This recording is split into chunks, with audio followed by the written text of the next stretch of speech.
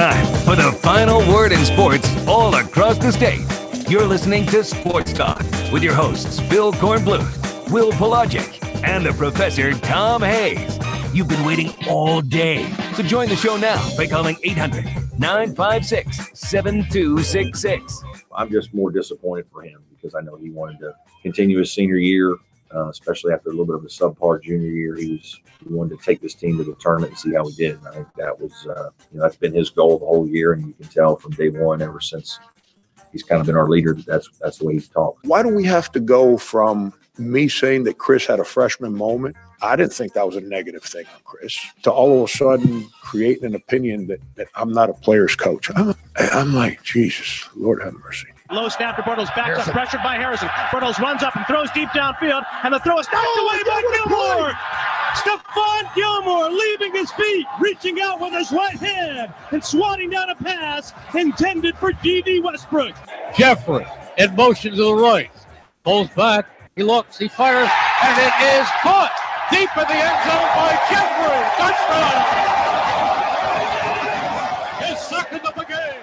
In the fall of 2018, I will be joining the Brotherhood of Duke University.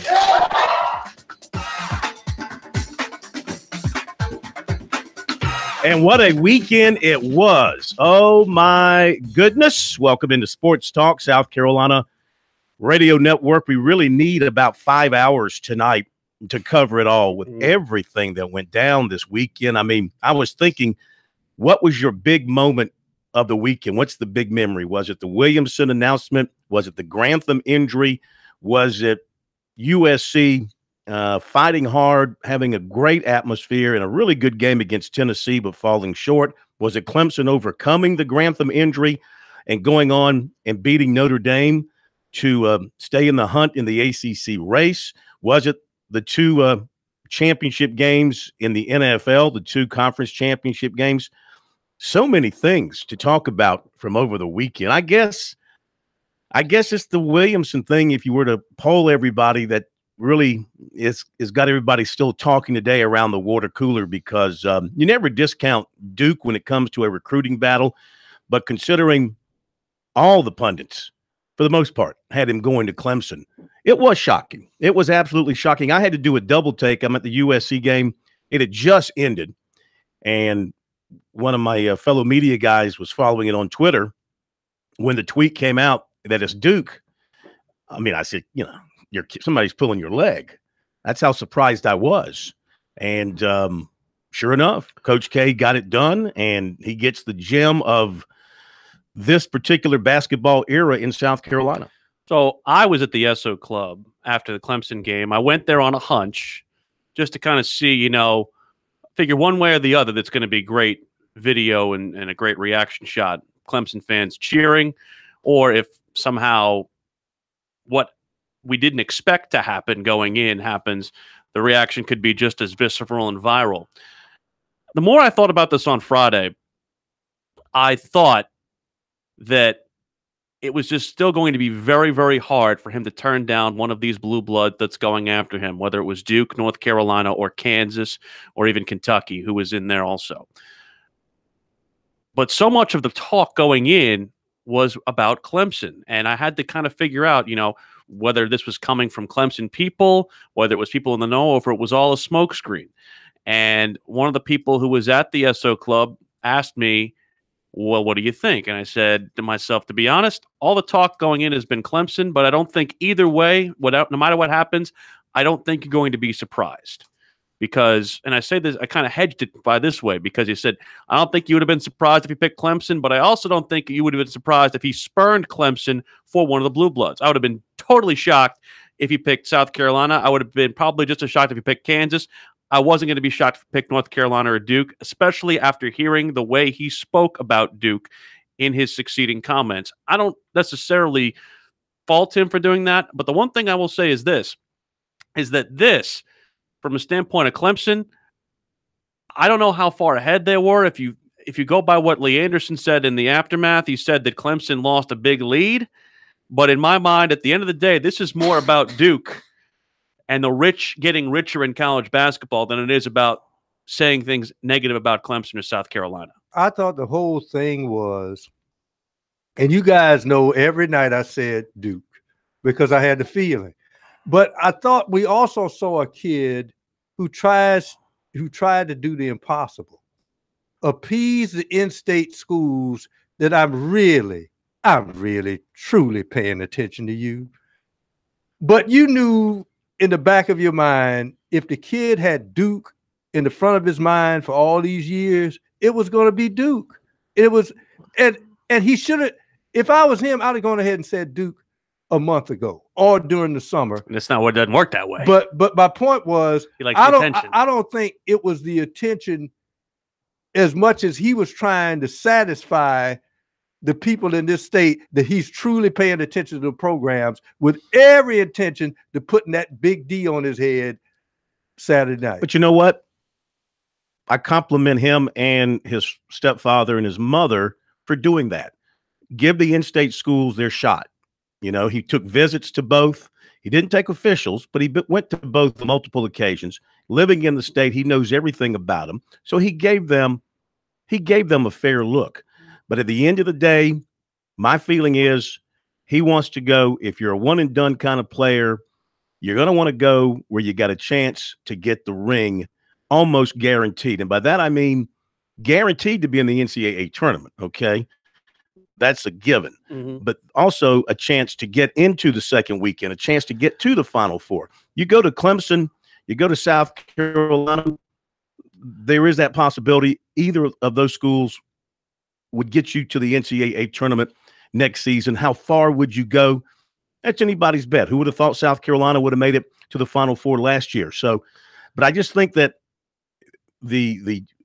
it's hard to say no to the basketball culture that exists at Duke or North Carolina or Kentucky or even Kansas. And then at the end of the day, if Mike Krzyzewski is knocking on your door and you kind of grew up maybe a Duke fan as a kid, it was like Raymond Felton many years ago coming out of Atlanta. Hard to believe he's in his 13th NBA season. Mm-hmm. You know, South Carolina recruited him as hard as they could. Eddie Fogler, Rick Callahan, they were at games. They did everything they could.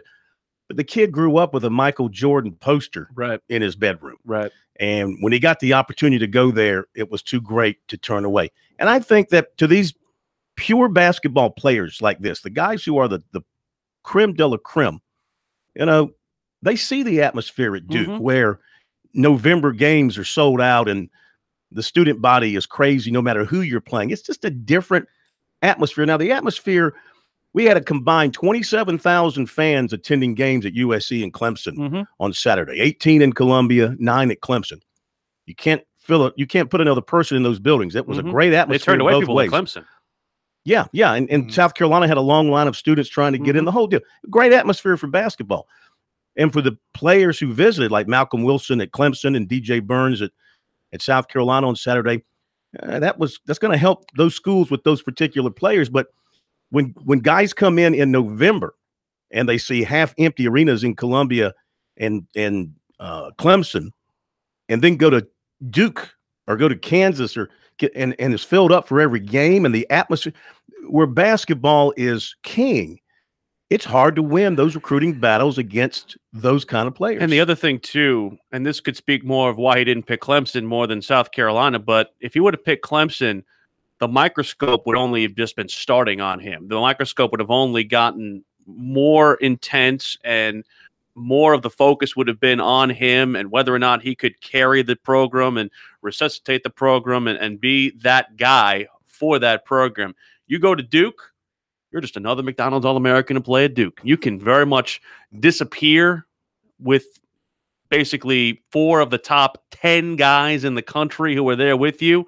Not that he's going to be a role player, not that they project him to be a role player, but a lot of that pressure is off of him, in my opinion, because he goes to Duke. And, of course, Duke is the sport on campus. Basketball, you are the BMOCs on campus because basketball is king. And it's a defensible decision as well. All right, your thoughts on that, the basketball weekend, the Super Bowl pairings, recruiting, all that's on the table for you here on Sports Talk 800-956-7266. Your call's coming up.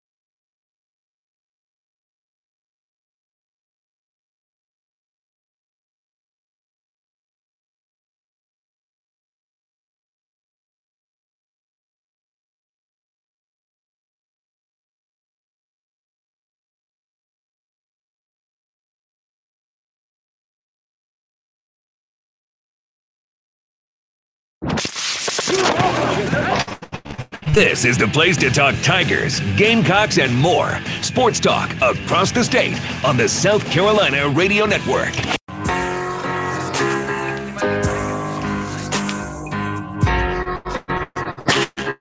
Well, one thing we can learn from the Zion Williamson situation, those of us who follow recruiting, and that is, doesn't matter whether you're out there predicting with crystal balls or concrete balls or plastic balls, whatever is your choice, you never know what the young man is going to do. You might think you know, you might think you have read it inside and out, you might think you had the best sources, and it might have been trending a particular way. But the only thing that matters at the end of the day is what the kid does at that moment, either when he announces or when he signs. So all those predictions of him going to Clemson proved to be wrong, which is why I like to remind you, don't get caught up in all that stuff that's out there on the internet about a player trending a particular way at a particular time. Now, a lot of times it works out. I'm not going to say it's always wrong, but nothing is absolute in the recruiting business until they actually sign the paper. Now, in basketball, pretty much when a player makes a public commitment, they're done. You don't see a lot of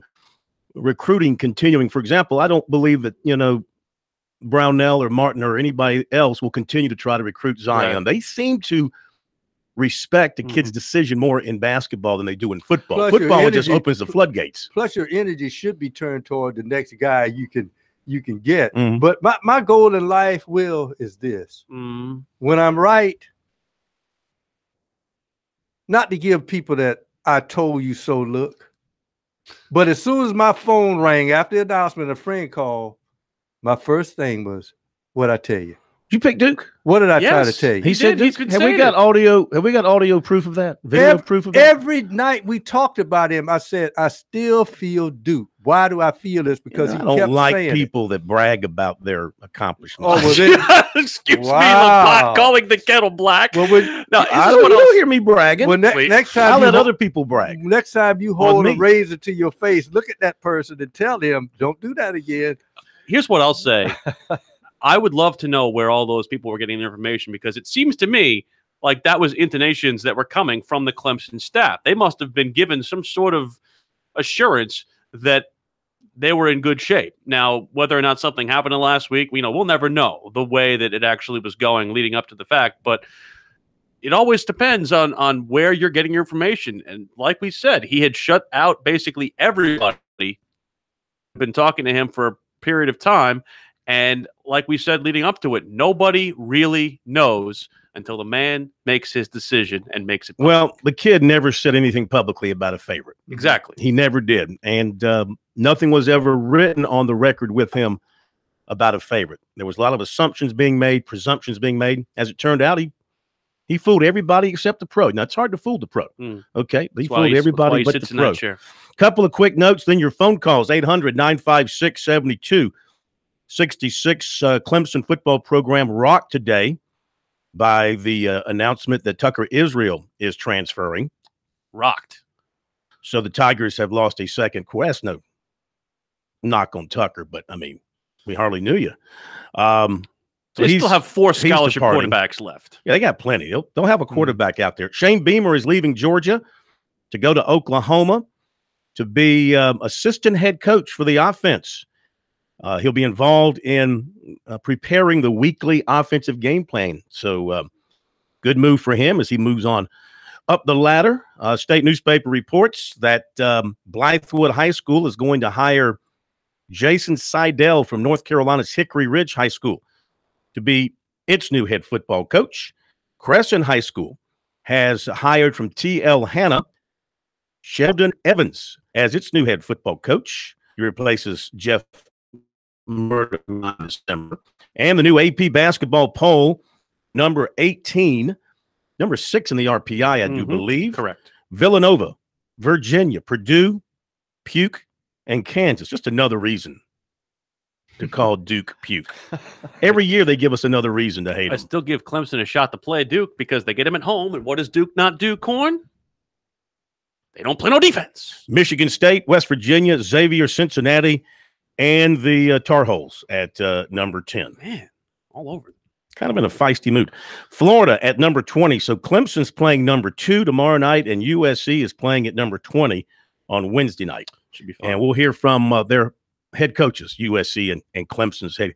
And Brownell had a little something funny for the media today. He was asked about first. A reporter asked a question. He said, "Y'all won Saturday," and he said, "We did." A lot in the papers this weekend. Was he insinuating that nobody covered this game? It was except for you, of course. You were there. I was there, and I wasn't joined by many. I think the Greenville News was there. TigerNet was there. Clemson Insider had people there, but not their usual people. And that was really about it. So you had plenty of room in the it was spacious little closet media room. And it was Notre Dame, for goodness sake. Yeah. Well, whatever. People got to make their choice. I did get to say hi to my friend Mike Bray, so it's nice. Yeah. I'm sure he was looking forward to seeing DC guy. Vern in Bishopville. Hello, Vern. How are you? What have we done to make you mad today? Oh, y'all didn't do anything to make me mad. How y'all doing? Good. Vern, you sound like you're in a good mood. I am. Good. I'm going to tell you why Williamson didn't choose Clemson. You want me to tell you? Tell us. Yeah, because y'all had the football coach. What is his name? Dabo Sweet. He was up there running his mouth and stuff during the game and stuff like that. And that young man probably heard it and said, "No, I'm not going there. I don't want to be around him. Good night, and y'all be blessed." You know, Dabo gave a very passionate post-game,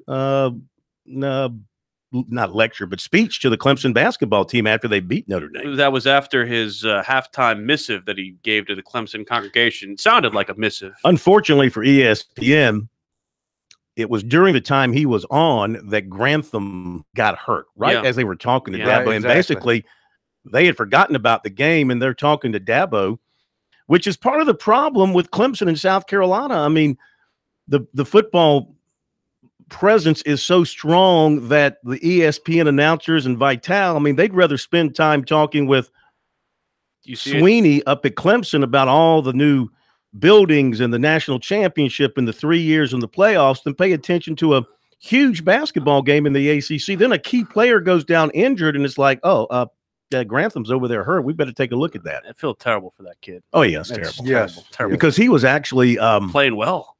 You'd have to consider him before the injury as a strong candidate for comeback player of the year. Sure. No doubt. Coming off the year he had last year. I don't know if he was an all-conference level player, but he certainly was providing Clemson with a lot of things, not just scoring, but things outside of the box score from a leadership standpoint. And like Brownell said earlier today, you know, he's not like he's dying. He can still provide a lot of those things he did off the floor, but just a crushing blow. Now you got to call on a true freshman to step up there and but he hit a big shot in that game. Well, see, the point is when you look at college basketball and the NBA, if you have three guys on the floor, your two guards especially, and your small forward that can get his own shot, that's all well to the good because it makes the offensive flow better.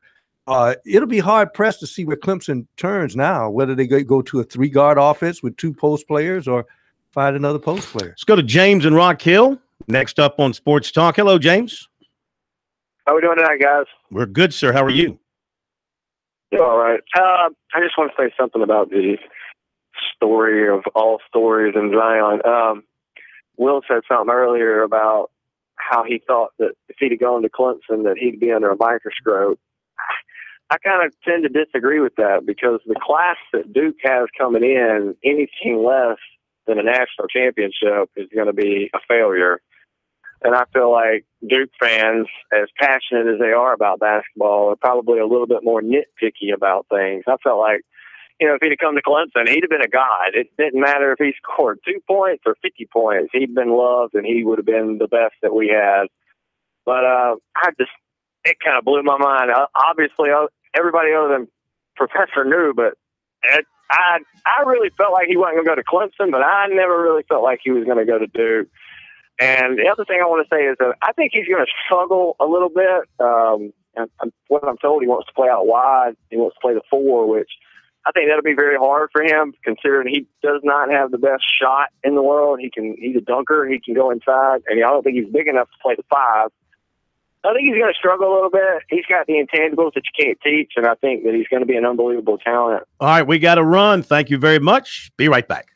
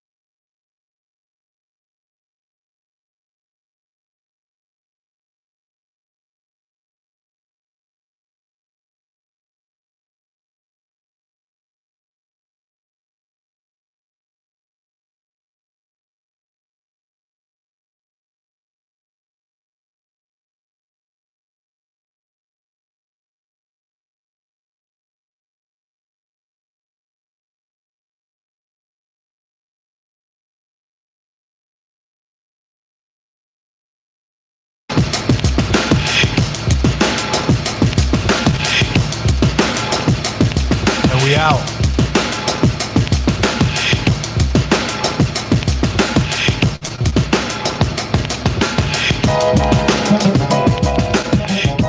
It is Sports Talk here on a Monday from downtown Colatown. Phil Kornblut, Will Pelagic, sir. Professor Tom Hayes. 800-956-7266. Phone number. Email talkback@sportstalksc.com and on Twitter @SportsTalkSC. A long, lengthy, meaty recruiting report coming up for you. Was it a stormy recruiting report? No, it was very fair, very fair weather. It's not stormy. See, why you even want to bring that up here on a family program? Okay, it's got nothing to do with what I'm talking about. I mean, our poll question at SportsTalkSC.com: will Trevor Lawrence be Clemson's starting quarterback at some point in 2018? Well, let's ask the soothsayer. He picked. It's really Zion tight right now. It's really 50.4% say no, 49.5% say yes. What do you think, Prostradamus? No. Okay. So let it be said. He quietly says. So let it be done. Quite so strong in his pronouncement there. Couple of things here to the NCAA basketball tournament bracket. Jerry Palm, CBSSports.com. He's got Clemson now as a 2 seed. Wow. Playing Bucknell in the East. He doesn't give you locations. He just gives you region. Bucknell is not you don't want to see Bucknell on the other side of your bracket. They upset Kansas a couple years ago. Yeah. Clemson and Bucknell. He has got South Carolina among the first 4 out with Houston, Notre Dame, and Boise. That's a little high, I think, for South Carolina. As for Joe Lunardi today, he's got Clemson as a 3 seed. Playing. Don't say in Boise. No. Playing Wright State. Brad Brownell's old school yeah. in Dallas. Oh, in Dallas. I got places I can stay in Dallas. And Wright State is a good team. So Clemson's still getting a lot of respect from those 2 gentlemen. The Tigers, as we mentioned, a number 5 RPI. Well, number 6 RPI now. Number 6 RPI after the game on Saturday, the win over Notre Dame can really help themselves big time if they can go and upset Virginia. I'd look for that game to be Clemson will try and force the issue, but both teams play really good defense. Clemson much better defensively than they were last year. Expect that game to probably be in the 60s. I mean, think about what Clemson has left on their slate. The home games they have left are North Carolina, Pittsburgh, Duke, Georgia Tech, and Florida State. I think you have to win 4 of those last 5 on the home slate, and then you have to steal Georgia Tech. You got to win at Wake Forest, and you got to win, I think, 1 of the 3 between Florida State, Virginia Tech, and Syracuse. This is where Thomas has to grow up, because Grantham, if anything, when we saw down the stretch, who's getting the key rebounds down the stretch? A lot of times it's Grantham. Not the big guy. So he's got to get those caroms. And I asked Brad about this on Saturday, because to your point, you were making about the North Carolina game where they went to him on the first possession and then they basically lost him for the rest of the game. Right. They did the same exact thing against Notre Dame. And he scored on the opening possession, and then he was a ghost for basically the rest of the first half. And I said, was that something that was talked about? And they believed that they have more offensive options that are more prevalent with the guards they have, Mitchell, DeVoe, Reed, obviously. But in my mind, you can always get points in the paint if you have a guy like Thomas who has been showing more of a propensity to get his work done early. And you'll get the other guys, big men, out of the game early if you go offensively to the guy, because the chances are they're going to foul inside. And this is what South Carolina does with Chris Silva. Get the ball into the post, work your offense inside out, because guess what that does with the collapsing defense? Unfortunately, Silva had a terrible game Saturday. 7 points, missed a bunch of shots inside. South Carolina had real good chance late in that ball game to tie or go ahead, missed some shots in close. Fought hard, got offensive rebounds, got more shots, just couldn't knock it down. It was one of those days. If Silva had his typical big game, they might would have defeated Tennessee. Clemson's got better shot makers though than South Carolina. And if you prove that you can get the ball inside the Thomas and get paint touches, that's going to create better shots for Marquise Reed, Shelton Mitchell, and Gabe DeVoe. I'm liking Frank Booker more and more now coming off the bench. He seems very relaxed and confident in stepping into his shot. So that's a positive for South Carolina moving forward. Let's get back to the phone calls. 800-956-7266. Go to Charles in Charleston. Hello, Charles. How are you?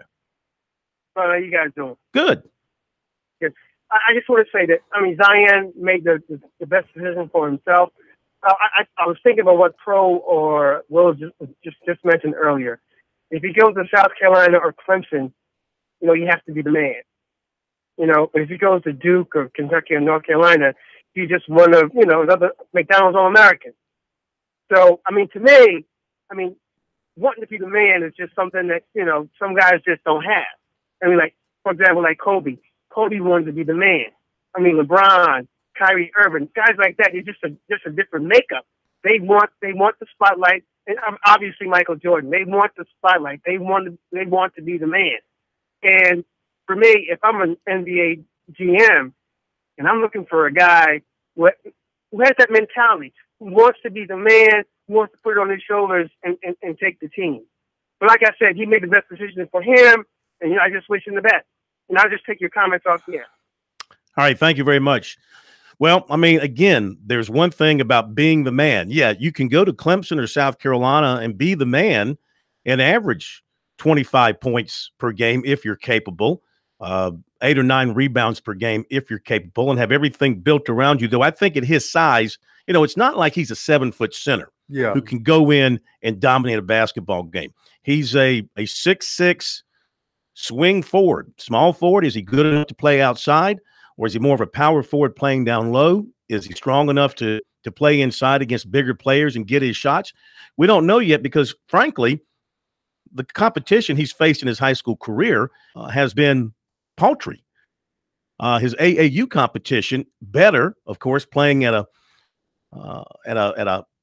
high level AAU program in an Adidas-sponsored team and league. But we know what AAU basketball is about. Mm-hmm. It's not the team concept, really. Not a lot of great defenses played. Like these high school all-star games, the McDonald's game. It's up and down the floor, who can dunk the best, and we know he can dunk. There's no question about that. Or is it your intention to want to be where every day in practice you're going to be facing the best? I mean, let's face it. You go to Duke, you're a 5-star guy. The guy covering you is going to be a 5-star guy, more likely. You're going to be tested every day in practice, and maybe you don't want to be the guy that carries the load. You want to share the load, but have a chance to get to that national championship platform where your brand can be really identified and kickstart your pay-for-play professional career that way. Well, tactically, again, and this goes back to things that are out of his control, he's 6'7", 6'6", depending on who you look at. They list him at 2 different heights, but he also weighs 275 pounds. That is basically somebody who is probably too big to play a 3 and too small, at least size-wise, to play a 4. He's a tweener, exactly. So he's a man almost without a position. Well, the key point is he said that he wants to be the man where he goes. I'm sorry. If he comes to South Carolina, Frank Martin is still the man. On the floor, we all think that at this point that may change, but if Chris Silver returns, he's still the man. Now, I will suggest this to Zion Williamson. If he wants to look at a guy, at Corn, you saw him up close and personal. Look at the way Williams plays with his size at Tennessee. Grant Williams, yeah. He's got to look at a Grant Williams and say, wait a minute, I can do that because I got a little handle and I'll stay within 19 feet of the basket, get my shot in that intermediate range, and once in a while get to the hoop. He better be looking at a guy like that. I'm just going to cite recent examples from our state because that's what we're most familiar with. We've had some very highly rated players in recent years come out of the state and go outside the state. In particular, Seventh Woods. Now, he's had some injuries. He's yet to break through in North Carolina. Jalik Felton is there now. He's getting about 5 minutes a game in ACC play as a freshman. I mean, these guys were all among your top 10, 15, 20 players in the country. Not to say that Williamson's going to have to bide his time a little bit, but you saying he might be there longer than a year? Who knows?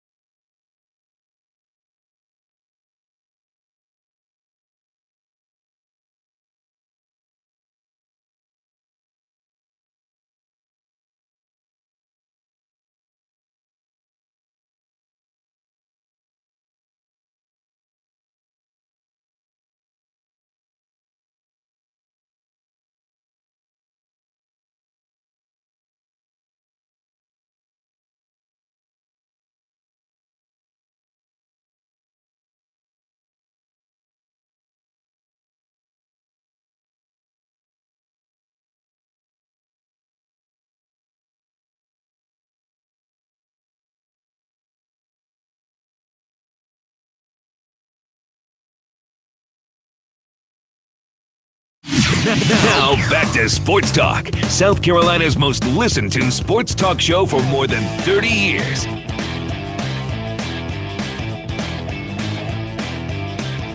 Phone number 800-956-7266. Email talkback at sportstalksc.com. On Twitter at SportsTalkSC. Make sure you sign up to follow along with us on Twitter. We don't waste your time with a bunch of nonsense, strictly the facts on Twitter, if you can find facts on Twitter.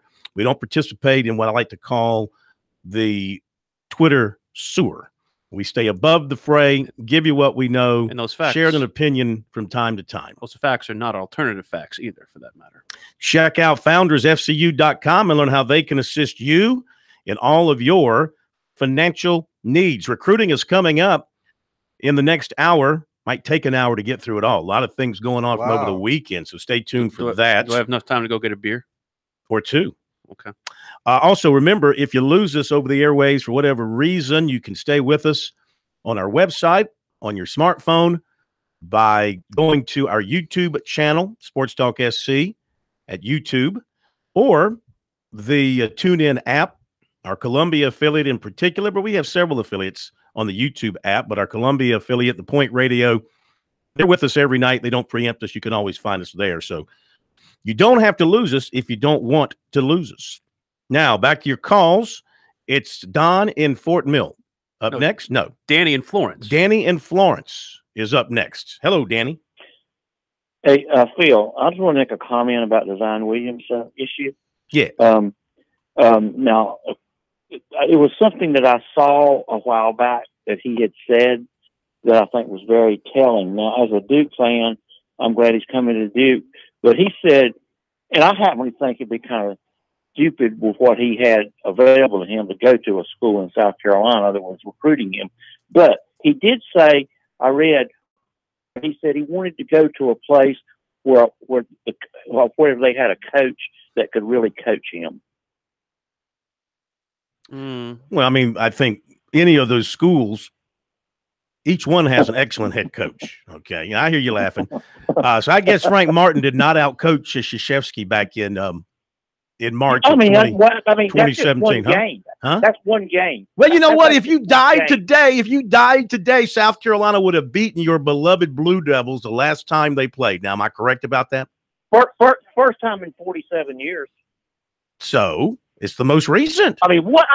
Let's don't do revisionist history here. Let's go with the most recent, okay? What is one game? One game is a Final Four. One game is a win. Not only was it a win, it was an absolute beatdown. It's not a continuity of a winning program. So you think today, if Duke and South Carolina played, you don't think South Carolina could beat Duke on a neutral site? I don't know about that, Corn. No, I don't.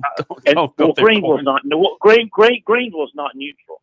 It was open for everybody. Duke fans could have bought tickets. You don't think Duke could put as many fans in a building as South Carolina can? Come on now. Come on. Duke would beat them anywhere today. We're not talking about today. We're talking about last year in the NCAA tournament. You asked me if they played today, who would win? I did ask that question. Corn did. That's just an opinion. That's an opinion question. I'm not saying we tip it up and we see who can get it done. But you have to admit, Zion Williamson made the comment. I didn't make it. Yes, you're just supporting what he had to say. But then again, view of it. But then again, if you respect his opinion, and you talk to Coach K, and you ask him, does he think Frank Martin is a good basketball coach? Coach K would tell you yes, because Coach K. What did Coach K tell him? Frank, you're building something there at South Carolina. Now, they're all good coaches, and you can get to the NBA from any of those schools if you're a great player, you know. But the one thing that Coach K does have, and again, it's all about the pitch. Who was going to have to make the hardest sell out of any of these coaches going into Zion Williamson's house? Clemson. Who probably had to make who probably would have had the easiest sell? It'd be Duke, because all Coach K can sit here and say is, look at the banners up there at Cameron Indoor Stadium. You don't see NCAA tournament appearance banners up there. You see Final Fours and national championships. Look at all the numbers that are up there as far as people who have their jerseys retired at Cameron Indoor Stadium. Look at those names. Those are names you recognize. You look up and you see Alex English at CLA. You look up and you see Dale Davis at Clemson. No offense to those guys. They got a few more. No offense to those guys. A few more than but that. Duke has got a stable of those types of names. Do. Of course they do. Again, you're talking about programs that have been established for decades, about schools where basketball is everything. Is king. I mean, they really, at Duke, at North Carolina, not even at Kentucky, which is an SEC school, and certainly not at Kansas. They could care less about football. I've been to North Carolina football games before where when the basketball team starts an open scrimmage at halftime of the football game, half of Keenan empties to go to the Dean Dome or wherever they're scrimmaging to watch the basketball game. Kansas outdrew its Midnight Madness, outdrew its final home football game last year. So, I mean, it just – and players – and that's the problem for South Carolina and Clemson, and it's a problem that our listeners and fans in our state can live with, and that is we're perceived, justifiably so, as a football state. We put more passion, more interest into football in our state at every level, little league, high school, college. Go to the football games, look at the emphasis put on to the product at USC and Clemson. They're trying to pick it up for basketball. It still lags behind what they do for football. But, I mean, the results are the results. Clemson's a national championship football program. South Carolina is an up-and-comer once again under Will Muschamp. And that's what the people here in this state love more than anything else. If we were 50-50, if it were a strong basketball state, you wouldn't see half-empty arenas when the team is playing regardless of the opponent. Basketball players like Zion Williamson or these nationally recruited guys who live in places like South Carolina, they see that and they understand. I mean, when Zion went to a South Carolina game earlier this year, at the very beginning part of the year, place was half empty. You know, they were playing. I can't remember who they were playing. It was early in the year. There was one time there was a "We Want Zion" chant, and the guy they were chanting wasn't even Zion Williamson in the building. Right. So the point is, they see that, and they go to Cameron, and they go to Lexington, and they go to Chapel Hill. They see an entirely different emphasis. They see a fan base that lives and dies with their basketball programs, much like the fan bases here live and die with their football. They like having good basketball. They like having good baseball. Don't live and die with it.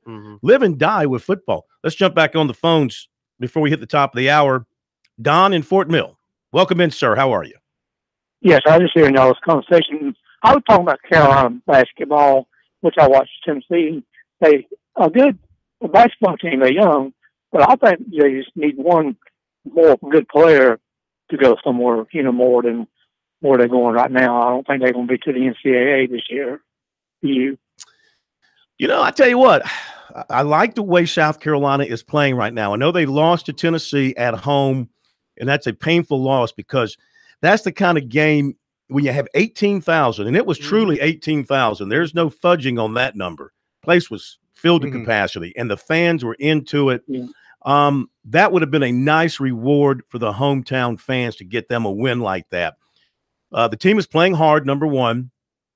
They're playing Frank Martin's style of basketball, which is strong defense, hitting the floor for loose balls.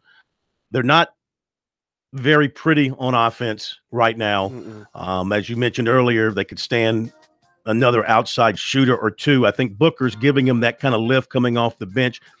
In games where Silva is engaged and scoring, they've got a chance to win every night out. Trouble. And they got 15 offensive rebounds in this game. For whatever reason, they missed so many shots. You got to give Tennessee credit.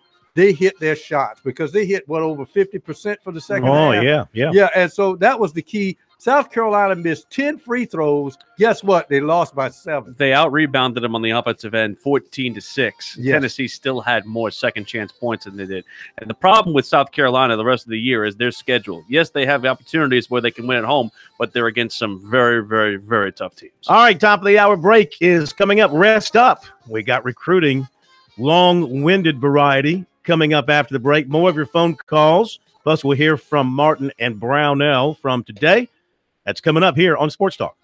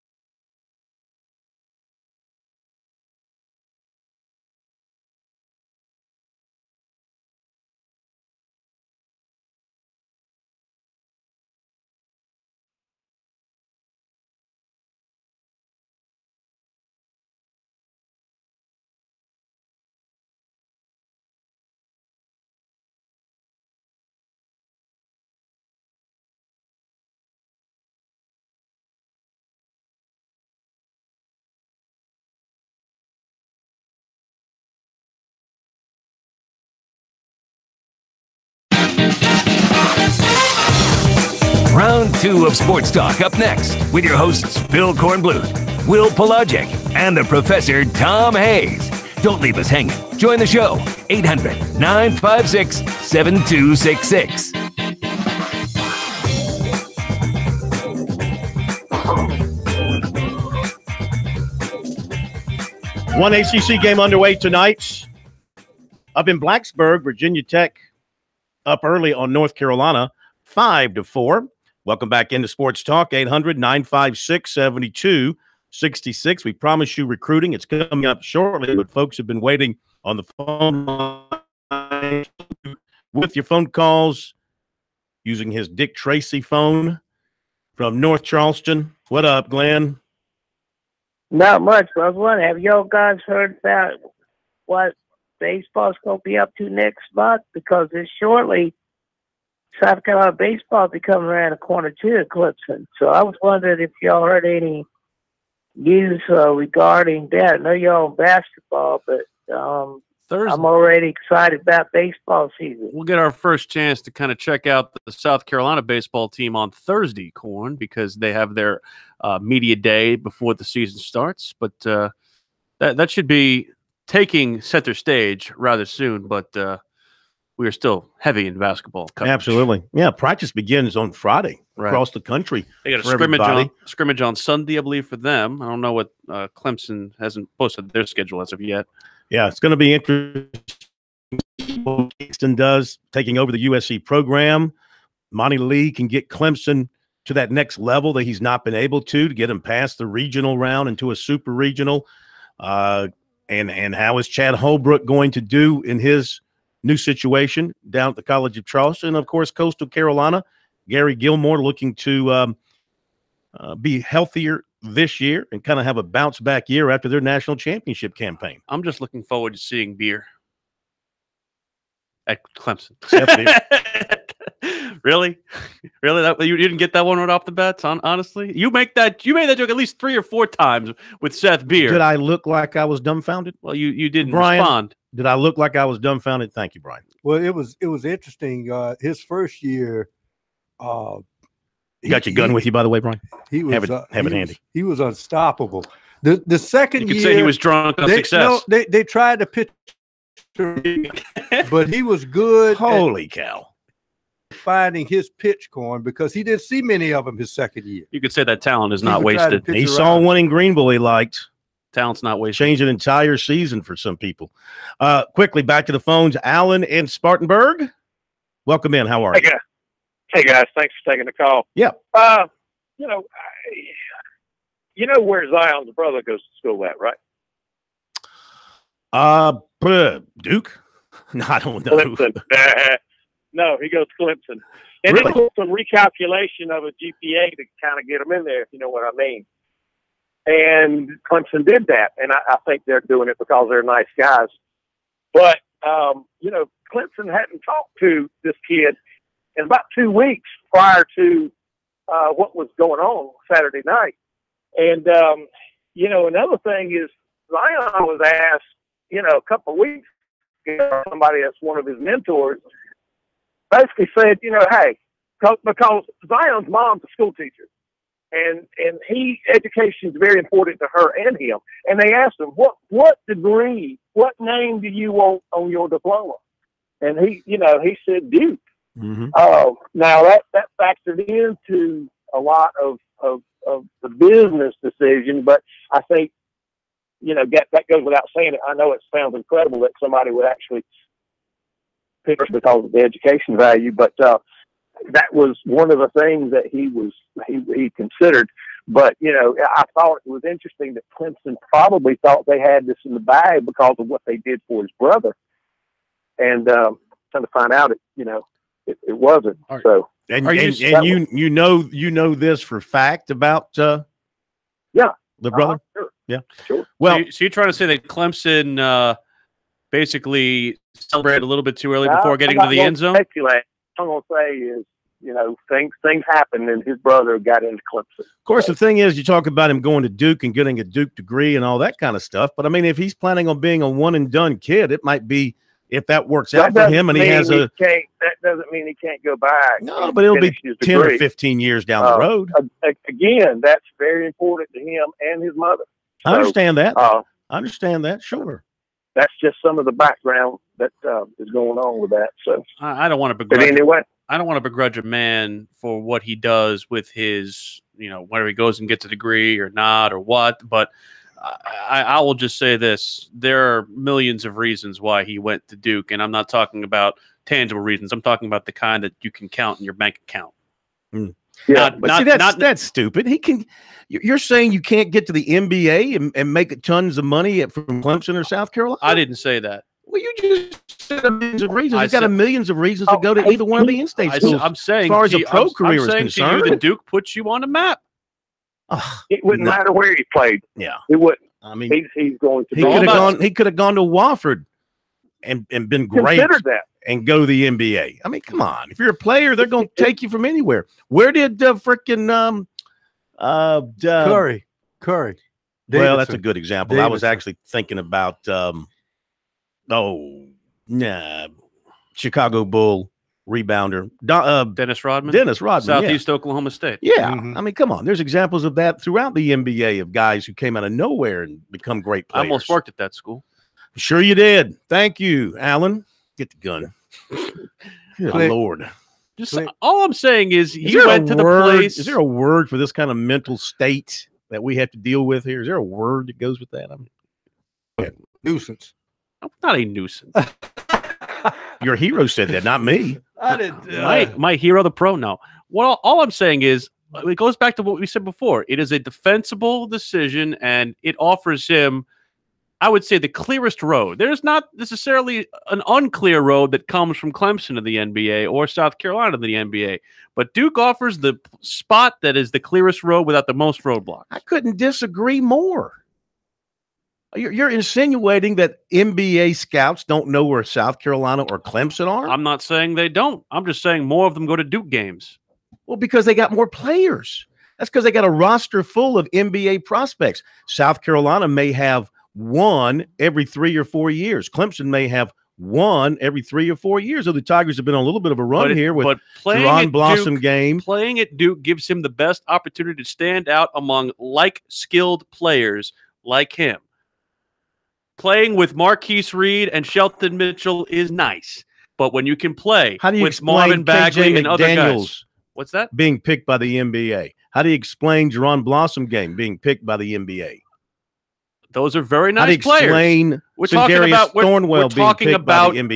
about transcendent talent here. Okay, at Duke, we're talking about that kind of transcendent talent. That's what he is. I'm not saying. Is he? Really? Do we know this? He hasn't played a game. He hasn't played a high school game in this state above Skeeza level. I'm not even sure if you're 3A. Skeeza level. Okay, now he's played AAU ball. He's got a mixed tape, and he can slam dunk with the best of them. I'll give you all that. It takes more than that to be a great NBA player. It takes more than that to be a great ACC player. I'm just saying there's nobody who's got more skins on the wall than Coach K and that program. Because he recruits the best players in the country. He gets the best. He chooses. He goes, I want you. Okay. I want back to what I was saying before. It's all about the sale. That has nothing to do with Duke getting has to the NBA an easier sell to that kid who goes to South than Carolina South Carolina or Clemson. If Marvin Bagley were playing at South Carolina, would he be able to get to the NBA? Sure he would. Why is that? Because he's a talented player. But guess what? You are able to stand out more at Duke because you're playing around like talented people and you have better opportunities when you're at Duke. I don't agree with that. You can disagree with it all you want, but Duke has got the banners. That's why Duke has the banners. That's got nothing to do with getting to the NBA. Not everybody who gets to the NBA is coming off a national championship team or has a banner anywhere in their history. I understand that.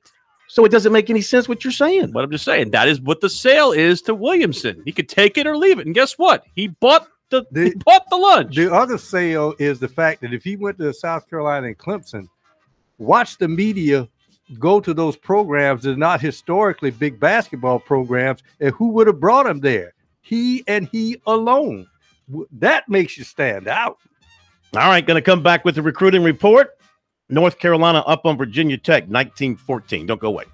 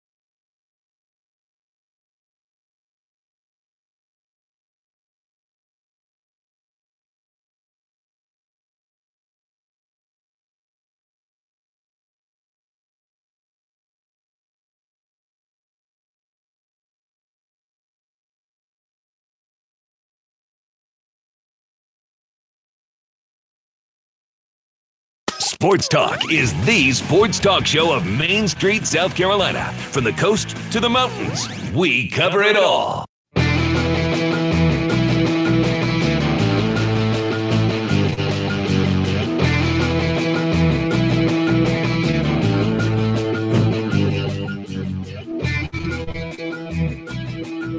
All right, we're back at Sports Talk, South Carolina Radio Network. Still to come, comments from today from Brad Brownell and Frank Martin as they look back on their team's games Saturday and look ahead to their team's games this week. The Tigers at Virginia tomorrow night. The Gamecocks at Florida on Wednesday night. And then on Saturday, USC out of league to play Texas Tech. I hate that, by the way.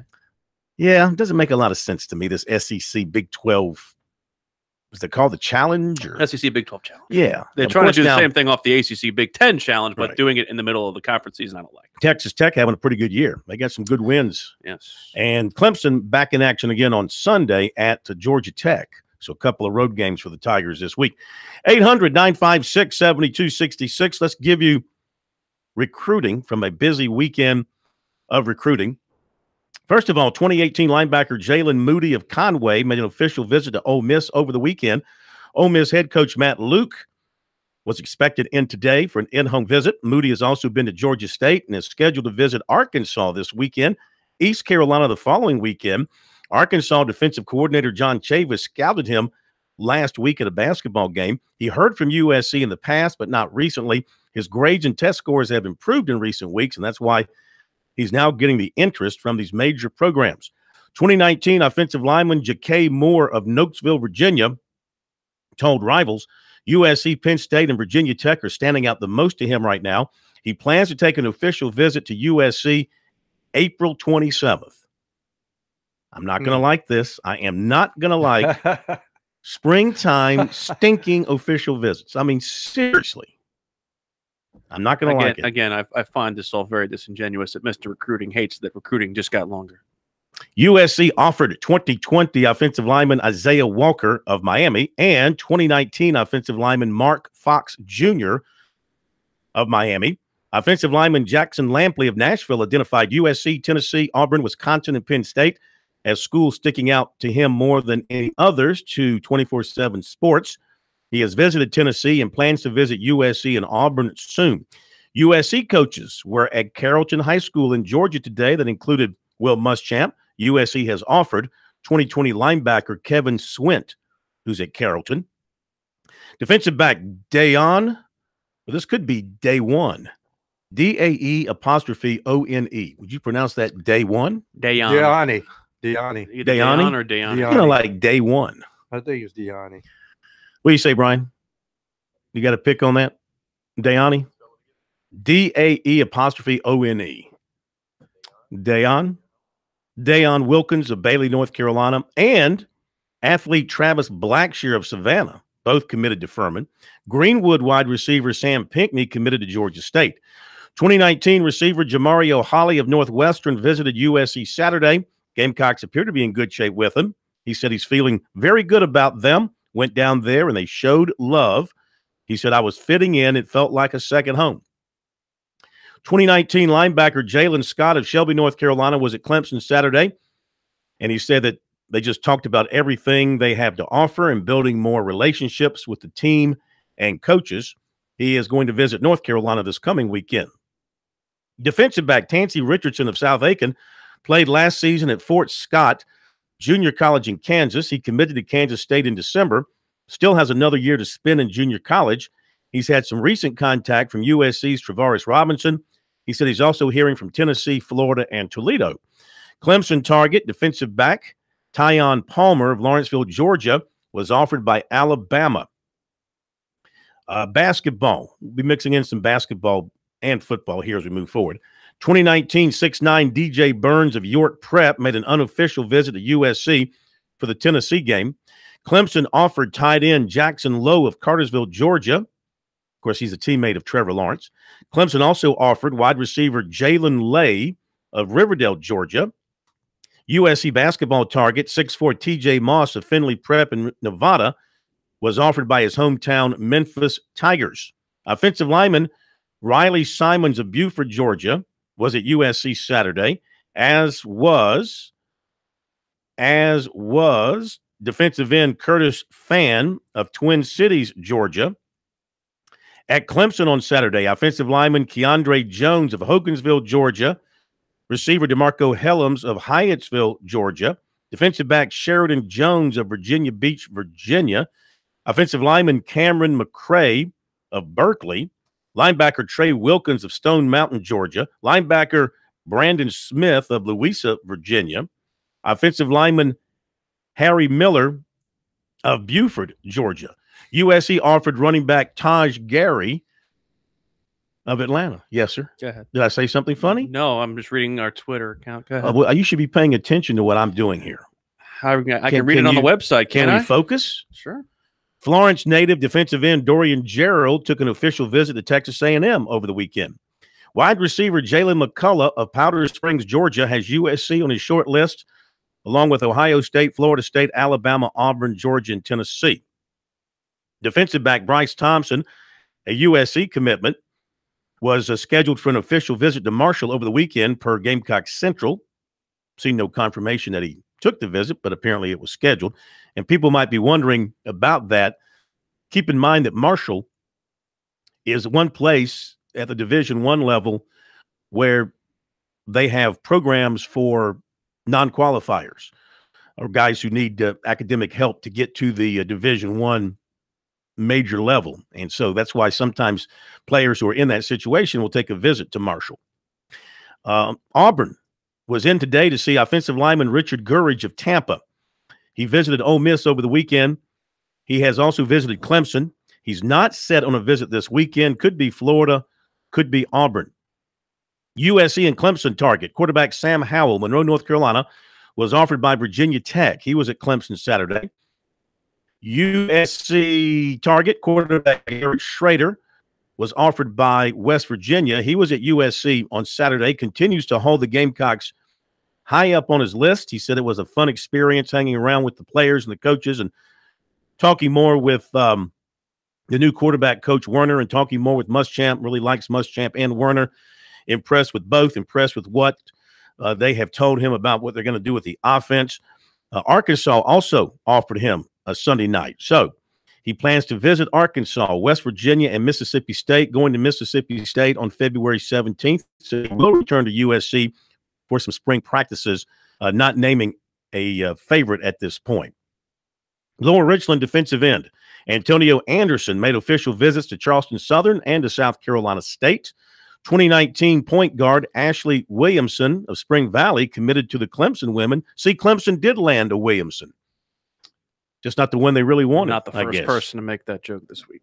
Oh, somebody else made that joke? Plenty. Name one other person who pointed that out. Saw it on I think Twitter. I was first. Saw it on our Twitter. I don't think so. I did. USC offensive lineman commitment Lamarius Benson of Covington, Georgia, been committed since March. Over the weekend, took his official with the Gamecocks, said it went well, but he still plans to visit Central Florida this weekend. He said that South Carolina still wants him, but they want him in shape. He says he weighs 315. They want him under that.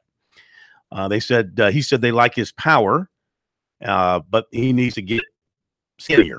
He will take that official to UCF this weekend. His commitment, he said, is up there. It's not 100% at this point.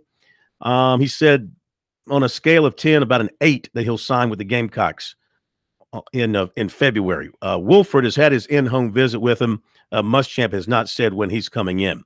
USC offered 2020 quarterback Jack Miller of Scottsdale, Arizona, 6'4", 210. This is a player Dan Werner had been recruiting when he was at Ole Miss, so he was excited to hear from the Gamecocks.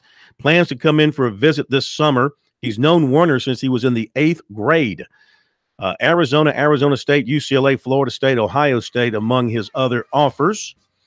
And in basketball, at Clemson on Saturday was 6'11" Malcolm Wilson, 2019, out of Ridgeview. Had an unofficial visit with the Tigers. They are getting stronger with him. Made a very good impression on him on this particular visit. He got a chance to talk to Tree Rollins about rebounding and shot blocking, things he loves to do. He has a USC offer. Said there's been nothing new with the Gamecocks. Georgetown and UMass are now showing interest. He was at Wake Forest yesterday. That's recruiting.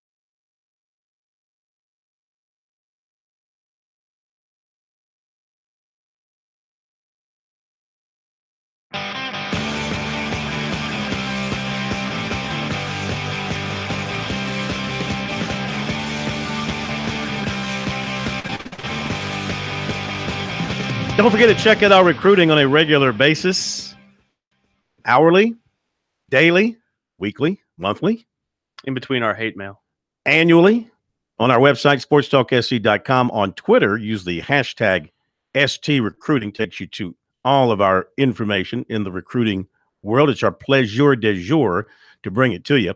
You want to jump on board? 800-956-7266 is how you can join us here on Sports Talk. Got a couple of open lines as we go to the coaches today, Frank Martin and Brad Brownell. Tough weekend.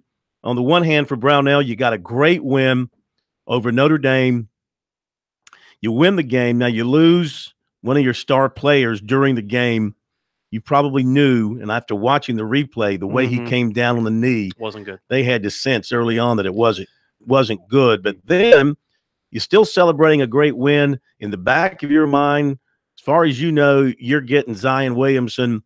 Then about 8:15 or so, that bubble burst. So certainly a day of mixed emotions for Brad Brownell. An odd weekend for sure at Clemson. And again, there was a lot of heavy and good emotion during that contest. Of course, a lot of it shaken by the fact that you lost Grantham in that second half. And, you know, when you saw him not being able to put any weight in his right side, you knew it had to be a serious injury, even though he was able to walk off with an ice pack on his knee. I've seen guys walk after torn ACLs, but that guy certainly did not look very good coming off of that injury. But nonetheless, a very, very tough test for Clemson going to Virginia to face the Tony Bennett squad that is basically one thing, and that is defense. Yeah, Tony does as good a job as anybody in the country. And I think heart philosophically, their style of play fits together so well. Their offense matches their defense. You know, they don't play very fast. So because of that, they're in the half-court possession games, and they basically just out-execute you. And because they don't run as much, they don't turn it over. They don't take very many quick shots, so that doesn't help you increase your tempo or give you easy baskets or give you opportunities to push it as much as normal teams. And so their philosophy really fits together. And number one, I think they have very good players. I think sometimes they don't get enough credit for how good their players are. Certainly some that they recruit, but then others that they develop. And I think that they do a terrific job developing guys on both ends and play great team defense, very principled, rarely out of position. So you have to execute and make shots, usually under duress to win or to score many points, and most people don't. You can't replace Dante and everything that he did, senior leader, but how do you go about trying to overcome his loss? Is it scar Sims? Yeah, I mean, there'll be guys that'll certainly take his minutes. That part, isn't hard to do. It's certainly, it's a tough one because he's a terrific player, and he's a huge leader in his team, and he does way more than just whatever it is, 14 points and 7 rebounds that he scores. He impacts our team in a lot of things, whether it's getting the ball in, inbounding it, passing, driving, facilitating. He was different than some of the players we play against, and so we had a slight advantage there in certain situations. And I'm just more disappointed for him because I know he wanted to continue his senior year, especially after a little bit of a subpar junior year. He wanted to take this team to the tournament and see how we did, and I think that was that's been his goal the whole year, and you can tell from day one, ever since he's kind of been our leader, that's the way he's talked. So in terms of the basketball, Amir and David Scarr will probably play that position the most. I think both guys are certainly more than capable of playing good basketball and doing some of the things that we need them to do to win games. And, I think there could be a chance because of David now playing some more at that position that, Scott Spencer or Clyde Trapp or A.J. Oliver could begin to get a couple minutes here or there. And so we've got to make sure that everybody's ready. You never know now with another front court player being down if Malik will get a few more minutes in certain games. So, the guys that haven't played much, I think 1 or 2 of those guys will get some opportunities in certain games. I think it'll, again, depend on, the type of game? Are we playing against bigs, smalls? So I can't tell you who all the time. But obviously Amir and David Scar will do a bulk of the load. All right, Brad Brownell from earlier today obviously got to make some big decisions and make some huge adjustments with Dante Grantham on the sideline. Let's get back to the phone calls. And this isn't just any phone call. This is the first time I think this caller has made it through since Willie P joined us here on Sports Talk. So this will be something new for Willie P as we welcome to Sports Talk the de facto mayor of the city of Charleston, the bad boy by the bay, the ninja of the night, the pontiff of the port city, the queen of the cowboy crybabies, and one of many now claiming to be first cousins of Zion Williamson. It's not Jim Rome. He's kind of busy. It's Jay Rome. Hey, Phil and crew. Jay Rome, where have you been? I have been worried about you. I've called the police. I've called the hospitals. I've called the prisons. Now, a couple of prisons down there had somebody by your name in there, but I don't think it was you. Where have you been? Well, I have just the right response to a comment like that. I heard they're looking for some new security guards at the prison, Phil. You available? I'm afraid I'm all tied up. Gee, I mean, hey, I heard the pay's pretty good. I mean, you couldn't squeeze it in? A little sports talk, a little work at the prison. I mean, hey. I'm busy. Sorry. Duty. I'm sorry. Way, your quarterback got a new girlfriend. I know. I'm glad it's now. It's a good time to have a girlfriend in the off season. I want him totally focused come July for our next run. Our next run to the top. By the way, a divorcee. It's okay. Sometimes it's better off the rebound. Easy. I just got to ask you a question about something. Yeah, that's true. So, first of all, Jerome, would you like to address Will Pelagic and say hello to Will since you've never talked to him before? Willie P, what up? Yo, holla. What's up, Jay? What do you got for us? Hey, let me ask something. Yes. When the Eagles play the Patsies in a couple of weeks, the Eagles have to know it. They're not going to get any help from the receivers like Jacksonville didn't get any yesterday. So when will their collapse begin? Will it be the second quarter, the third quarter, or the fourth quarter? Because it's going to happen. Okay. The script is already printed. It'll be the fourth quarter. And they will set the record. There will be no penalty flags thrown against the team dressed in red, white, and blue. My only problem with the National Football League is that I think WWE's got better writers. I mean, are we really? Are we? This is what 10 Super Bowls for the Patriots.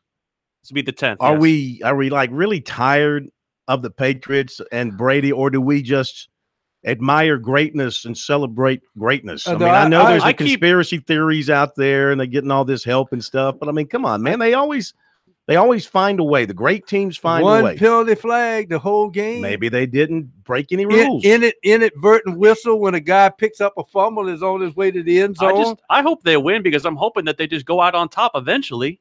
You have to think that they're going to go off a victory. You don't think that there's going to be a year where they don't get there, that they're going to sit there and say, okay, we can reload and do it again. Because you know that Brady and Belichick are walking out together. They walk out the room together. Well, some people think, I was reading today, that if they win, Belichick will walk now so that Josh McDaniel can replace him and stay in New England and be the next head coach there. Well, I wouldn't. Though why you would think he would want? Why you would think he's going to be a great head coach because he flamed out in Denver, but maybe surrounded by the people in New England, he would be successful. Jerome. By the way, anything else? Ryan Wimps are going to Duke. Oh, I know they're paying people. Duke, with all the pressure staying in state, he's going to Duke. Oh yeah, how much is his family getting? So I mean, the kid you got coming here got $100,000. His daddy got $100,000. I'm sure they can match that. Duke's going to build a basketball academy in Spartanburg, and Adidas is going to co-fund Jerome, it. those are very harsh words at you. I'm surprised that you would say something like that, Jerome, knowing that you're an upstanding, fine individual. Making that kind of accusation just cannot be supported here on Sports Talk. That's your first exposure to Jerome. You okay? I'm fine. Dealt with it all right? I don't think he didn't say anything bad about me, unlike some. Not yet. Be right back.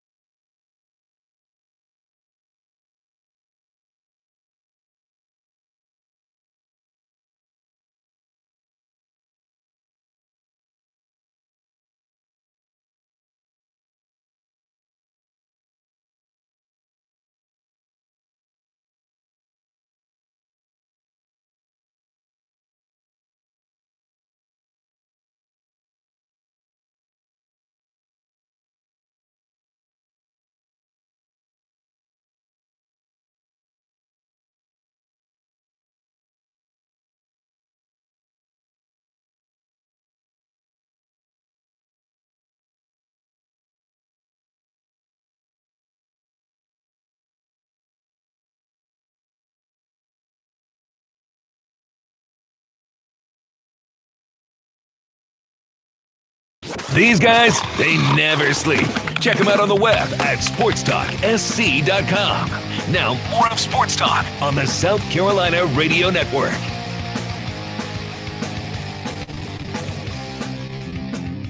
Eight 800-956-7266, the number, as we continue here on a Monday edition of Sports Talk. Glad that you are with us. We thank you for being with us throughout the evening. We know it's the best 2 hours of your day, and make us a part of your day every day. Shan't you? Is that a word? Shant? It is. I know shant is a word for the Chanticleers. Mm-hmm. Also, remember this. When you get home, if you're still driving, when you get home and you get out of your car, leave that station locked in. So you got great broadcasting when you get in your car in the morning or the afternoon, whatever the case may be. And then you'll be right back with us at 6 o'clock tomorrow night. And if you missed any it's part a of great it, idea. if you missed any part of us, you can look us up on YouTube at the end once the show is done and go back and listen to any part you might have missed. Yeah, put us down as a subscriber on YouTube so you can get right to us without any problems. Let's go to you have to look at a couple of ugly mugs, though, and mine. D-Rod in Charleston. Wow. Hello, D-Rod. Hey, how's it going? Terrific. How are you, sir? I'm doing all right. I've got one point to make and then a question. Okay. My point is, Phil, I agree with you when it comes to, Will declaring that Zion was going with the dollar signs by picking Duke. I mean, you could just as easily argue that he would be on more of a spotlight at South Carolina. At Duke, you're liable to get lost in the shuffle. And you I also made got that to point exact out point earlier, too. Is a special case because he is already famous. He's going to get eyeballs and everybody looking at him just because of his internet presence. So he doesn't need the prestige of the university. And if he's the only one on the court destroying the SEC, which Paul Feinbaum says might be the best conference in basketball. Paul doesn't know anything about basketball. Would you let the caller finish? That, you could get lost in the shuffle at Duke, where South Carolina or Clemson, he could really be the showcase. Yeah. Yeah, I mean, there's no question about it. I mean, when you are the biggest diamond on the ring, you're going to get more notice than the rest. At the other places, you blend in as just another McDonald's All-American. At South Carolina or Clemson, you stand out like the knot on the log. I can come up with all kind of little things like that. I love Paul Feinbaum. He's a friend, but you can fit all of his knowledge about basketball into a tennis ball. Okay, but what does that got to do with the question? Why are you caring about Feinbaum? Why are you dissing on Feinbaum? I mean, what's that got to do with the question? The point is, though, the point is, yeah, he's going to blend in more at Duke than he would at South Carolina or Clemson because of the level of teammates around him. And I'm telling you, that's a reason to pick Duke. Well, maybe it is if you feel like you want to. You don't want any of that attention. You don't know what he wants. How can you sit here and say Zion wants attention? Watch his YouTube feed. None of us knows what he really wants. He wants to go to Duke, except for that. Yeah, he's not shy about getting attention. Okay, he's handled it very well, though. I mean, he signed his share of autographs for a high school teenager, and I mean, he went down to the beach ball with his team, even though he couldn't play because of an injury, and stood there and signed autographs for anybody who wanted one. People go to Duke to do three things: be a doctor, be a lawyer, and play men's basketball. Stamped. All right, one more quick one, then we'll get to Frank Martin. Who's next? Going to go to Frank in Fort Mill. Frank, how are you, sir? Welcome to Sports Talk. Yes, sir. How are you? Terrific. All right, this is the first time I've ever called a sports station. I'm not from this area at all, so I didn't go to either Carolina or Clemson. I have a grandson that played baseball at South Carolina, so naturally I follow South Carolina. But I just did want to say one thing. I don't listen to your program every night, but when I do, I'm disappointed in your new guy. Was it Will? That's me. Okay, I'm disappointed in you. I thought you might be going to be sort of a balanced sports announcer, because I always felt when I listen, I feel like that Kornblut was sort of usually a Clemson guy. I only say that because last year, when South Carolina was having a great run, Mississippi State was playing in Columbia. And he spent about a half an hour talking about Clemson's game, which was insignificant last year up in Clemson, about who they were playing and what the game was about.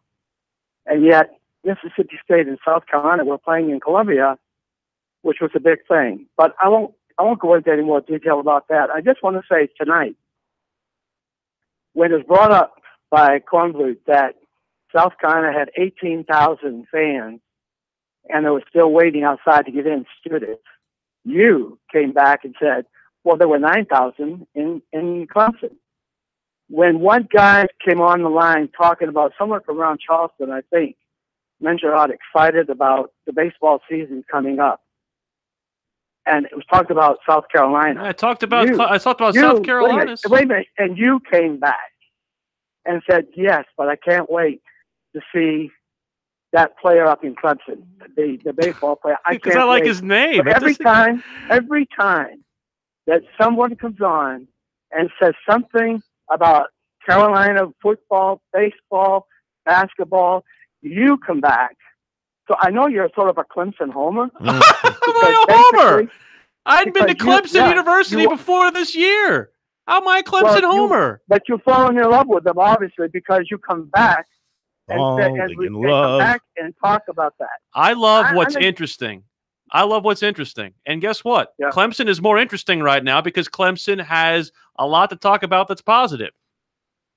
Oh, South Carolina's got plenty to talk about that's positive. I mean, come on. Well, they just had a 9-win football season. I love what's interesting, and I love what's relevant, and I love what gets attention. And you know what? Clemson deserves the attention. South Carolina deserves attention as well. But guess what? Clemson played in the Final Four in football. They have a nationally ranked men's basketball team. They've got a nationally ranked baseball team.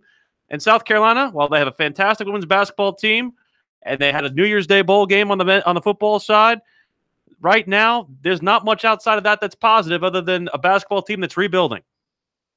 Wait a minute. A basketball team that's rebuilding, okay. You don't see a football program on the rise? I mentioned the football team playing in the New Year's bowl game. I said outside of those two things. But they're building. I did not realize that Clemson had a nationally ranked baseball team.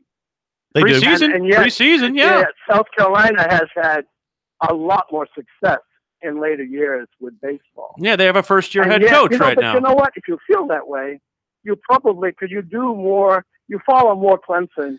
I follow both programs equally. We follow both programs equally here. No, I question that. But you can question it all you want, but it's not true. That's not true. That's fine. You're full of it if you think that's not true. You're looking at it with garnet and black colored glasses because I spend about as much time on South Carolina news as I do on Clemson news. I am not from this area at all. I didn't grow up. I grew up north. And as did I. Basically, I went to a pox on both of you. So I've been to both places and seen both football. I've never been to basketball, but I've been to football. And of course, because my grandson played in baseball at South Carolina, naturally, I follow the Gamecocks a lot more. All right, Frank, we got to run. We appreciate your phone call. Thank you so much. We appreciate your phone call. We do have to. We're out of time, doggone it, and we'll hold over Frank Martin until tomorrow. It'll still be good tomorrow since they don't play until Wednesday. But you listen to this program night in and night out. You're going to hear no better coverage on radio of both schools. We cover both schools. There's nobody on the radio doing shows that will be at Clemson and at South Carolina for football, basketball, much as possible for baseball. Saturday, Will was at Clemson. I was at South Carolina. I don't know how I was a Clemson homer when I was at more South Carolina games this year than I was at Clemson. Well, it just depends on what's come out of your mouth most recently. A lot of people take your last words and identify you by that. But believe me. The only thing that I will say is that both of these fan bases have the opposition living rent-free inside their head. And anything that's said about them affects them more adversely. All right, that will do it. Thanks for being with us. Appreciate all the phone calls. Have a great night. See you tomorrow night here on Sports Talk.